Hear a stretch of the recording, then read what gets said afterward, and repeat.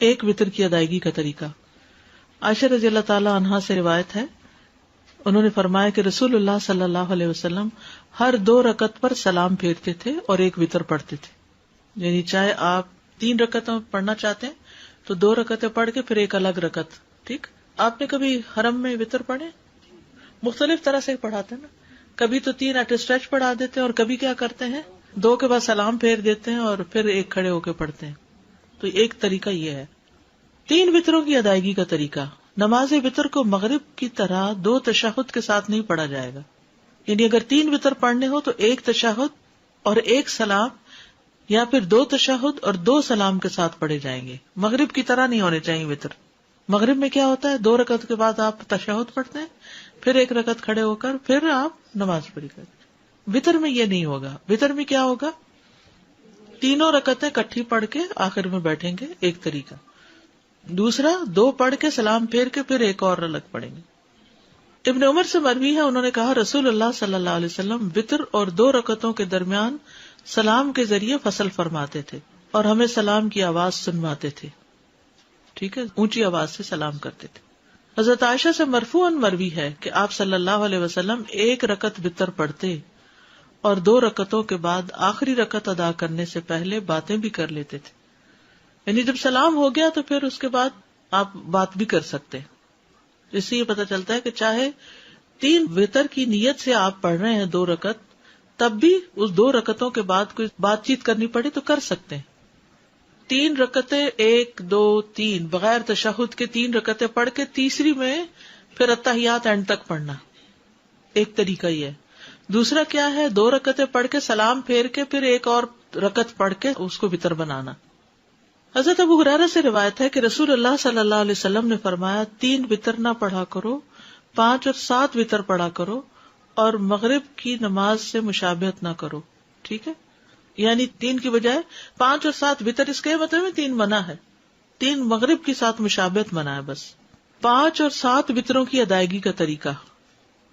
حضرت عائشہ سے مروی ہے کہ رسول اللہ صلی اللہ علیہ وسلم وتر کی 5 رکعتیں ادا کرتے اور ان کے درمیان بیٹھتے نہیں تھے، یہاں تک کہ 5ویں رکعت پہ بیٹھتے اور سلام پھیرتے. ایک یہ طریقہ ہے.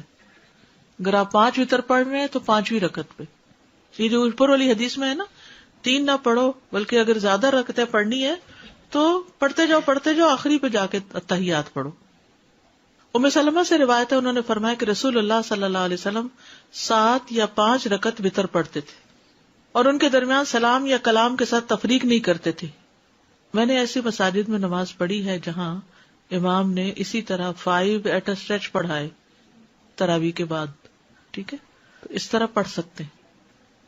9 رکعت کا طریقہ. زرارہ بن اوفا سے مروی ہے کہ جب سعد بن ہشام بن عامر ہمارے پاس آئے تو انہوں نے ہمیں بتایا کہ میں ابن عباس کے پاس گیا اور ان سے رسول اللہ صلی اللہ علیہ وسلم کے وتر کے بارے میں سوال کیا. تو ابن عباس نے ان سے کہا کیا میں تمہیں ایسی شخصیت نہ بتاؤں جو رسول اللہ صلی اللہ علیہ وسلم کی وتر نماز کو زمین پر بسنے والے تمام لوگوں سے زیادہ جانتی ہیں؟ میں نے کہا کون؟ فرمایا عائشہ رضی اللہ عنہا، کیونکہ وہ آپ کی بیوی تھی، آپ کی خلوتوں کی ساتھی تھی. ہم وہاں گئے، انہیں سلام کہا، ان کی خدمت میں حاضر ہوئے اور ان سے سوال کیا. میں نے کہا مجھے رسول اللہ صلی اللہ علیہ وسلم کی وتر نماز کے بارے میں بتائیے. فرمانے لگی ہم آپ صلی اللہ علیہ وسلم کے لیے آپ کی مسواک اور آپ کے وضو کا پانی تیار رکھتے تھے. رات کو جس وقت اللہ عز و جل چاہتا آپ کو جگا دیتا. آپ مسواک اور وضو فرماتے، پھر 9 رکعتیں اس طرح پڑھتے کہ 8ویں رکعت کے علاوہ کسی رکعت میں تشہد کے لیے نہ بیٹھتے، اور 8ویں رکعت میں تشہد وغیرہ اور دعا تک پڑھ کے پھر کھڑے ہو کر پھر 1 رکعت پڑھتے، یعنی سلام کے بغیر. اے بیٹے، پھر جب رسول اللہ صلی اللہ علیہ وسلم بوڑھے ہو گئے اور آپ کو گوشت نے پکڑ لیا تو 7 رکعت پڑھ کر سلام پھیرتے اور بیٹھ کر 2 رکعت پڑھتے. تو اے بیٹا یہ 9 ہو گئی.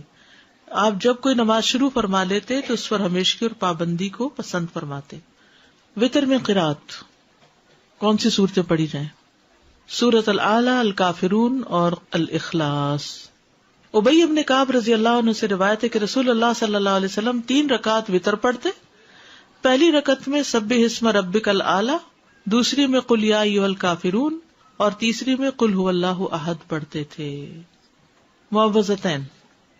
عبدالعزیز بن جراج کہتے ہیں کہ ہم نے ام المومنین عائشہ رضی اللہ عنہا سے پوچھا کہ رسول اللہ صلی اللہ علیہ وسلم وتر میں کون سی صورتیں پڑھتے تھے؟ تو انہوں نے کہا پہلی رکعت میں سبح اسم ربک الاعلی، دوسری میں قل یا ایھا الکافرون، اور تیسری میں قل ھو اللہ احد اور المعوذتین. یعنی یہ بھی آتا ہے، خالی قل ھو اللہ بھی آتا ہے اور اس کے ساتھ معوذتین بھی آتے ہیں. سورۃ النساء کی آیات.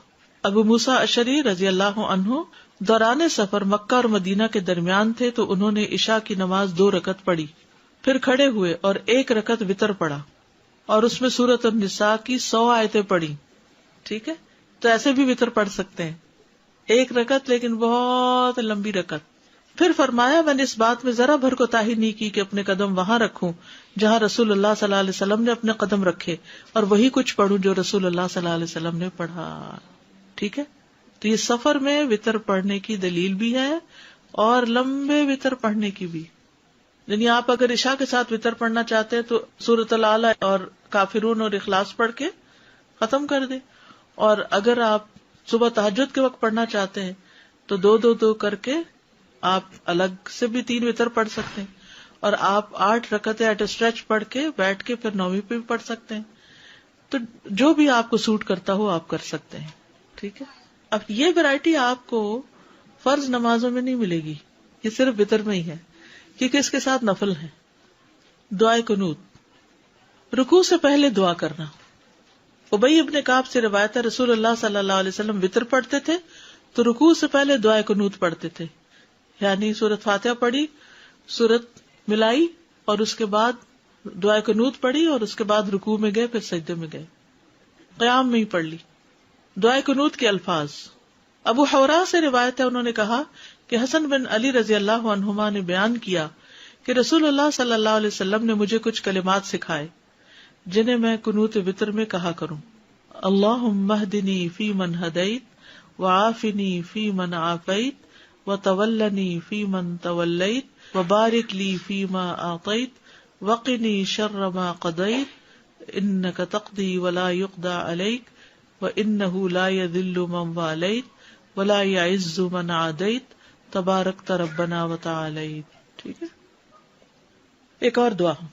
علی بن ابی طالب رضی اللہ عنہ سے مروی ہے کہ رسول اللہ صلی اللہ علیہ وسلم اپنے وتر کے آخر میں یہ کہا کرتے تھے اللہم انی اعوذ برضاک من سخطک وبمعافاتک من عقوبتک واعوذ بک منک لا احصی ثناء علیک انت کما اثنیت علی نفسک. اور ایک اور دعا بھی جو پڑھتے ہیں اللہم انا نستعینک ونستغفرک ونؤمن بک ونتوکل علیک ونثنی علیک الخیر ونشکرک ولا نکفرک ونخلع ونترک من یفجرک اللہم ایاک نعبد ولک نصلی ونسجد والیک نسعی ونرجو رحمتک ونخشی عذابک ان عذابک بالکفار. وتر کی بعد کی دعا، وتر کے بعد کی دعا. ابی ابن کعب سے روایت ہے کہ رسول اللہ صلی اللہ علیہ وسلم 3 رکعات وتر پڑھتے، پھر جب فارغ ہوتے تو فراغت کے وقت 3 دفعہ سبحان الملک القدوس، پاک ہے بادشاہ نہایت مقدس، یعنی اللہ تعالیٰ کی تعریف بیان کرتے، یہ پڑھتے. آخری مرتبہ لمبا کر کے پڑھتے سبحان الملک القدوس سبحان الملک القدوس سبحان الملک القدوس، ایسے لمبا کر کے پڑھتے.